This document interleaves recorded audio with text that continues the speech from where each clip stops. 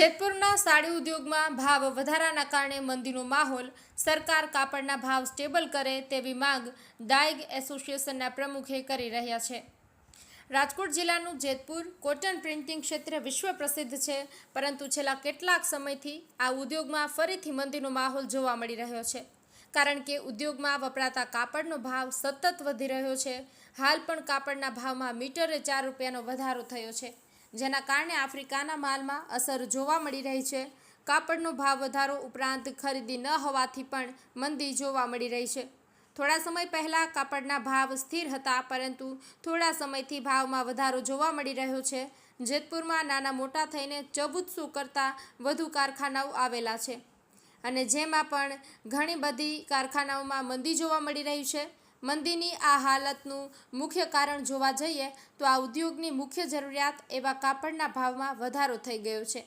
અહીં જે પ્રિન્ટિંગ કાપડનું ઉત્પાદન થાય છે, તેમાં 1 મીટરમાં સરેરાશ રીતે 4 રૂપિયા જેટલો વધારો થઈ ગયો છે, જેને લઈને માંગમાં પણ ઘટાડો થયો છે। કાપડના વધતા ભાવને કારણે ઉદ્યોગમાં પણ મંદી આવે તો નવાય નહીં। જેતપુરના અત્યારે મંદીનો માહોલ થોડો ઘણો ચાલી રહ્યો છે। એનું કારણ એ છે કે કાપડમાં 4 રૂપિયાનો ભાવ વધારો થઈ ગયો છે। અમારું જે આફ્રિકાનું જે ટીટાંગાનું કામકાજ જે જેતપુરમાં ચાલે છે, એમાં થોડો મંદીનો માહોલ ચાલી રહ્યો છે। અમારે જે બજાર ચડ ઉતર થતી હોય છે, જે બજાર મહિનાથી પહેલાં 4 રૂપિયા ઓછી હતી, અત્યારે 4 રૂપિયા બજાર વધી ગઈ છે। એના હિસાબે અમારે અત્યારે થોડો મંદીનો માહોલ છે।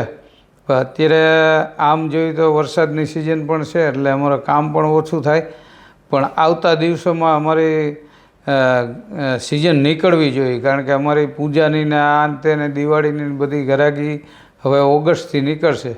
અમને આશા છે કે કામ નીકળશે, પણ જો કાપડ સ્ટેબલ થાય તો વધારે કામ ચાલે। વાર્ષિક ટર્નઓવરમાં કેટલો ડિફરન્સ આવે છે? વાર્ષિક ટર્નઓવરમાં તો અમારું 2000થી 3000 કરોડનું છે, પણ અમે 4000 કરોડ કરવા માગીએ છીએ, પણ જો 12 માસ સિઝન ચાલે તો એ પણ થઈ જાય, પણ અત્યારે ઓછું છે, 2500 કરોડ જેવું। શું કહેશો, સરકાર પાસે શું અપેક્ષા રાખો? સરકાર પાસે અમારે કાપડ સ્ટેબલ છે તો જ અમારો વેપાર વધારે ચાલે। અહેવાલ જેતપુર બ્યુરો, લોકાર્પણ।